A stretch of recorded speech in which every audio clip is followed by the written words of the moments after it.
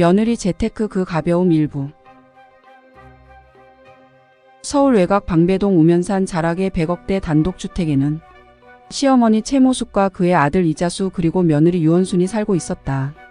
1200평의 넓은 정원은 조선시대 궁궐을 상징하는 방지원도의 연못 형태를 갖추고 음양 오행사상으로 수목의 인위적 처리를 회피하여 조성되었다. 1층은 주로 최모숙이, 2층은 며느리 유원순이, 그리고 지하층은 음주가무와 가벼운 취미생활에 빠진 이자수의 생활권역으로 나뉘어 있었다. 남편 이만근은 부동산 투자에 타고난 능력으로 부를 축적했으며 정부의 통제에도 불구하고 서울에서 수도권, 중부권 등으로 옮겨가며 아파트 갭 투자에 성공하였고 2년 전 심장마비로 죽은 후 최모숙에게 많은 재산을 물려주었다. 최모숙은 남과 며느리에게는 말할 수 없는 구두쇠였지만 자신의 사치에는 돈을 물쓰듯 했다. 이만근이 살아있을 때에는 독선적인 통제로 검소한 생활을 할 수밖에 없었지만 그가 사라진 지금 그녀의 속세적 부르주아 욕망에 브레이크를 걸 수 있는 제어 장치는 그 어디에도 없었다. 최근에 그녀가 사들인 값비싼 보석을 몇 개 열거해 보자면 롤렉스 오이스트 퍼페추얼 시계 5,700만원 5개, 한국 다이아몬드 센터에서 보증한 1억을 호가하는 5캐럿 다이아몬드 5개, 2천만원 상당의 2캐럿 다이아몬드 10개, 1,000만원 상당의 1캐럿 다이아몬드 5개, 400만원의 24K 순금 금두꺼비 37.5g 15개 등이고 그 외에도 많은 폐물을 안방에 별도로 설치된 비밀의 방 금고 속에 고이 모셔놓고 기분이 우울할 때마다 착용해보며 기분 전환을 하고 있었다.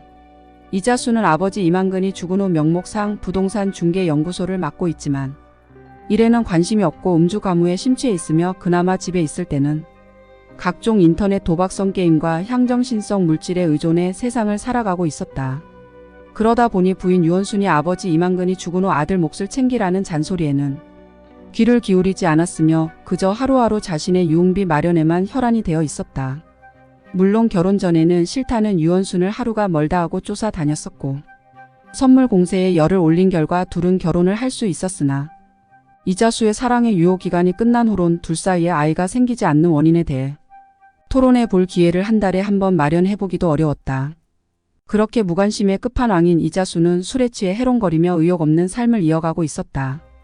유원수는 욕망이 큰 사람으로서 이자수의 집안이 부동산 재벌은 아니어도 준재벌은 된다고 생각해 이자수와 결혼을 했으며 이만근의 죽음으로 자신의 사업가로서의 기질을 발휘해 볼 기회를 얻었다고 생각했으나 시어머인 최모숙의 자신에 대한 견제와 남편 이자수의 무관심으로 겨우 생활비만을 얻어쓰는 형편의 적잖이 실망감을 내비추고 있었다. 어찌됐든 시어머니는 집안 통제와 자신의 값비싼 취미의 아들은 유흥과 향락에, 며느리는 현실 불만 집안 살림의 카테고리 안에서 서로 부자연스럽지만 어느 정도의 평형을 이루고 있었다. 그러던 중 몇 달 전부터 이런 힘의 균형에 금이 가는 일이 지속해서 발생하고 있었다. 시어머니가 그렇게 애지중지하는 순금, 두꺼비 등 값비싼 폐물들이 하나 둘씩 사라지기 시작한 것이다. 최모숙은 처음 몇 번은 집안 일꾼 등을 모아놓고 호통을 치고는 전체를 교체해버리는 방법으로 대처를 했지만 그런 후에도 적은 금액이지만 그녀의 폐물이 사라지고 있어 골머리를 앓고 있었다. Intermission. 최모숙은 조용히 생각을 하고 있다. 집안일을 도와주는 사람들을 교체했음에도 자신의 안방에 보관하고 있는 폐물이 없어지는 건 문제지만 그 값어치가 아직까지는 허용 범위 내이며 비밀의 방 금고 속에 자신이 정말 값지다고 생각하는 폐물은 손 타지 않았다는데 안심을 하고 있었다. 그러면서도 의심의 범위를 아들과 며느리까지 확장을 하고 있으며 정신 못 차리고 해롱거리는 아들놈보다는 영악해 보이는 며느리에 대해서는 너무나 큰 의심의 눈초리를 거둘 방법을 찾지 못하고 있었다. Intermission. 유원수는 시어머니 최모숙의 생각을 모두 읽고 있었다. 언제부터인가 그녀는 이 집안에서 자신이 확고한 위치를 못 잡고 있을 바에는 어떻게 해서든지 실속을 차리고 떠날 생각을 굳히고 있었다.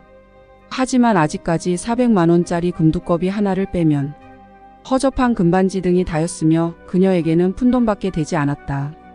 그녀의 원래의 계획은 남편 이자수가 재산을 물려받으면 이혼을 요구해 50%를 차지하는 거였으나 시어머니의 강력한 견제와 남편 이자수의 무능으로 계획이 수포로 돌아가자 시어머니의 방에 초소형 카메라 셋에서 4대를 설치하고 채모숙이 보물을 넣어두는 곳과 비밀 금고의 패스워드를 확인해 놓는 등 최후의 결전을 준비 중에 있었다. 채모숙은 지하 이자수의 방으로 들어가 술에 취해 정신 모르고 자고 있는 그의 양손에 본을 떴다. 그런 후 시어머니가 마실 고급 와인 샤토네프 디파프에 수면제를 탄 후 과일 그라탱을 준비해 침대 옆 테이블에 준비해 두었다. 한밤중 골아 떨어진 시어미의 엄지손가락 본을 뜬 유원수는 남편의 지문을 뜬 실리콘 장갑을 낀 후 비밀의 방에 들어가 패스워드 8자리와 시어머니 엄지손가락 지문의 이중 잠금 장치를 열고 5캐럿 다이아몬드 등 시가 100억 상당의 폐물을 싹쓸이하였다. 비밀의 방을 나오기 전 유원수는 이자수의 지문을 가능하면 많이 남겨놓았으며 금고 문 등을 정상적으로 닫았다. 다음날 채모숙은 며느리 유원순을 만나 정말 오래간만에 내가 준 고급 와인 덕분에 아주 개운한 아침을 맞을 수 있었다며 칭찬을 아끼지 않았다. Intermission. 그럼 며칠 후 피부과에 자주 다녔음에도 얼굴에 주름이 늘은 것 같다는 악담을 한 고등학교 동창의 말에 상한 기분을 반전시키기 위하여 비밀 금고를 연 채모숙은 아주 크게 놀라 쓰러지고 말았다. 거기에 있던 모든 보물은 사라지고 떡하니 금두꺼비 한 마리만 남아 있었다. Intermission. 채모숙의 집안에 경찰들이 분주하게 돌아다니고 있었다. 그들은 비밀의 방과 금고에 남아있는 지문을 떠 과학수사본부에 보낸 후 채모숙으로부터 없어진 보물 리스트를 작성하고 있었다. 그리고 그 집안에 있는 모든 용의자들을 대상으로 폐물들과 관련한 질문이 이어졌다. 오늘도 지하방에서 술에 취해 자고 있는 이자수는 영문도 모르고 경찰의 방문을 받고 방 안에 수색을 당했다. 그의 책상 안에서는 금두꺼비 2개 그리고 양복에서는 롤렉스 시계가 나왔다. 이틀 후 금고에서 채취한 지문의 주인공이 밝혀졌다. 그것은 채모숙과 이자수의 지문들이었다. 채모숙은 이자수의 멱살을 잡고 내가 유흥비가 모자르다고 나한테 땡깡을 부리더니 이런 짓을 저질렀구나 어째 이럴 수가 있냐며 울부짖었다. 이자수는 자신은 계속해서 술에 취해 있었기 때문에 금두꺼비와 롤렉스 시계가 왜 자신한테서 나왔는지 알 수 없다고 말했다. 유원수는 아무리 그래도 어머니가 애지중지하는 보물을 다 훔칠 수가 있냐며 타박을 하였다. 채모숙은 아무리 아들이라고 해도 용서가 안 된다며 친족상 도래는 필요 없다고 고소를 하였다. Intermission. 유원수는 속으로 자신의 계략이 너무나 뛰어났다고 자화자찬을 하고 있다. 이제 그녀는 착한 며느리 부인으로서 부동산 준재벌 보물 도난 사건이 잠잠해지기만을 기다린 후 이 지긋지긋한 집안을 떠나기만 하면 모든 건 다 해결되는 것이다. Intermission. 그녀는 1년 뒤 조용히 작물을 소문 없이 최고의 가격으로 팔아 넘길 수 있는 방법을 믿을 수 있는 좀 노는 동생을 통해 알아보기 시작했다. 며느리 재테크 그 가벼움. 종료.